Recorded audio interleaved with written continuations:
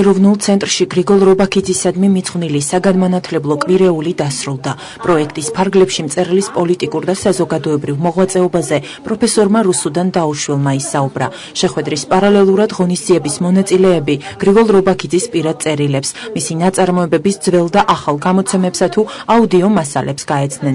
საჯარო ლექციებს თბილისის კერძო და საჯარო სკოლის მოსწავლეებთან ერთად სხვადასხვა რეგიონში მცხოვრები მოზარდებით შეუერთდნენ. ეს ღონისძიება ძალიან მნიშვნელოვანი იყო წმინდა საინფორმაციო თვალსაზრისით. ბავშვებმა ბევრი რამ გაიგეს, დაინტერესდნენ.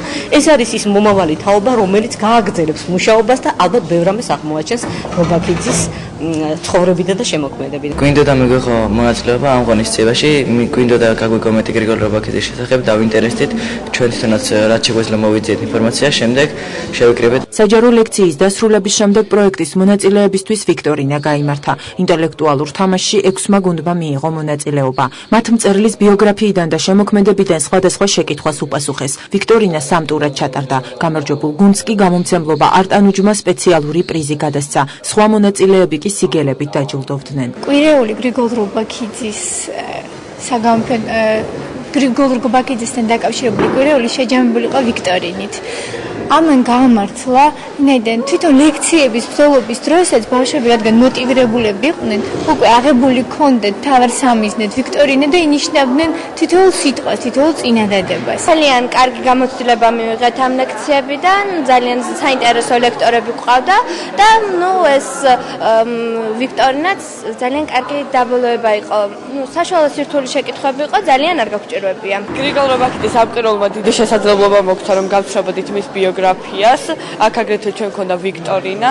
ვიქტორინაში იყო სხვადასხვა კითხვები მის ბიოგრაფიული ცნობების შესახებ და მის მოღვაწეობასთან დაკავშირებით. ეს კითხვები ჩვენ დამუშავებული ჰქონდა და რა თქმა უნდა ჩვენ ვეცადეთ ყველანაირად რომ გაგვეცა სწორი პასუხები. ხელნაწერთა ეროვნული ცენტრი მსგავს შეხვედრებს პერიოდულად მართავს. საგანმანათლებლო კვირეული უკვე დაეთმო იაკობ გოგებაშვილისა და დიმიტრი ყიფიანის მოღვაწეობას. როგორც შეხვედრაზე გახდა ცნობილი, პროექტის მონაწილეთა რაოდენობა თანდათან იზრდება. გრიგოლ რობაქიძის შემოქმედების გასაცნობად ლექციებს 100-ზე მეტი მოსწავლე ესწრებოდა. ძალიან დიდი ინტერესი იყო ამ პროგრამის მიმართ და აღსანიშნავია ის, რომ ჩვენ ძალიან ბევრი ვიმუშავეთ, ანუ სკოლებს მიმართეთ, გავგზავნეთ პროგრამები,